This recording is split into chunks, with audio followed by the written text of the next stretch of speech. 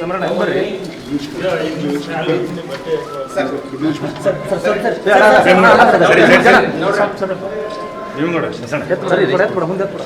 ಯಾವುದು ಪಾರ್ಟಿಕಲ್ ಬಂದದ್ದಲ್ಲ, ಸುಮ್ಮನೆ ಸೌಜನ್ಯ ಭೇಟಿ ನಡಿ.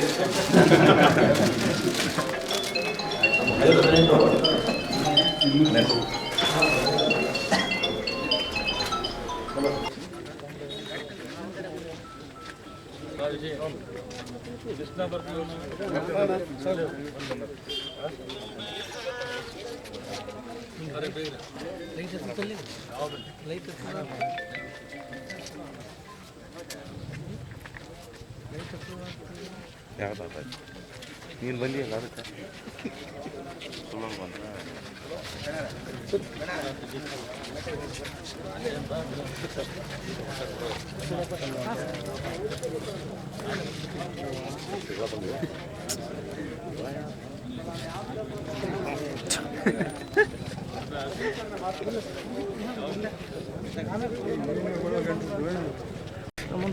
ಬಂದ ಹುಳ ಬರತ್ತಿದ್ದು ಹಿಂದ್ಬಣ್ಣ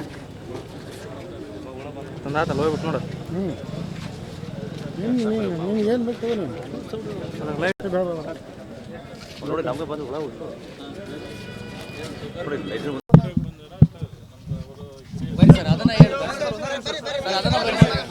ಲಕ್ಷ್ಮಣ್ ಸವದಿಯವರು ಬಂದಿರೋದು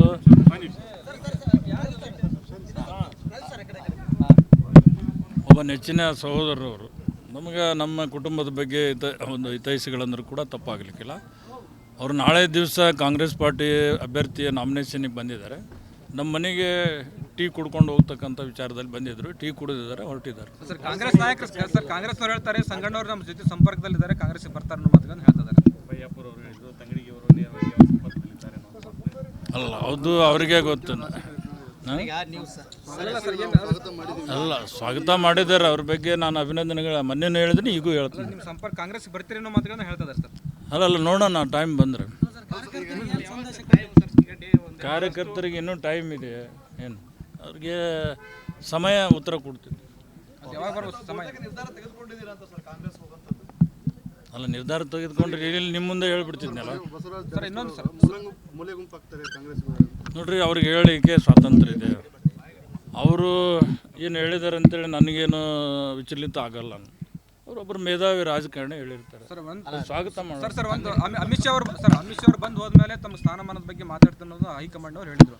ಈಗ ಅಮಿತ್ ಶಾ ಅವರು ಬಂದರು ಹೋದ್ರು, ಮೋದಿ ಅವರು ಬಂದು ಹೋದ್ರು, ಏನಾದರೂ ಮಾತಾಡಿದ್ದಾರೆ ಸರ್? ಏನಾದರೂ ನಿರ್ಧಾರ? ಇಲ್ಲಿ ನಮ್ಗೆ ಯಾವುದು ಮೆಸೇಜ್ ಇಲ್ಲ, ಮಾತುಕತೆ ಆದಂಥ ಒಂದು ಯಾವುದೂ ಕೂಡ ನಮ್ಮ ರಿಪೋರ್ಟ್ ಇಲ್ಲ. ಸರ್, ಜನಾರ್ದನ್ ರೆಡ್ಡಿ ಅವರ ಜೊತೆ ಮಾತುಕತೆ ನಡೆದಾಗ ಏನು ಆಶ್ವಾಸನೆ ಸಿಕ್ಕಿದೆ ಸರ್?